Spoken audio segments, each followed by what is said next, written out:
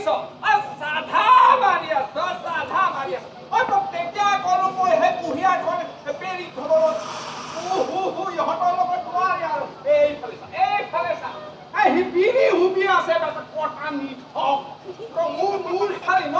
মহাজন্ম পাৰাক চিনি পোৱা নাই ৰ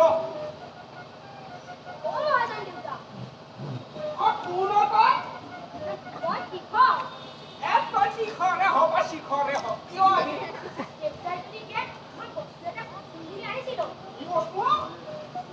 মইতো তাকো বস্তু নিনিও মই কি কৰিব লাগে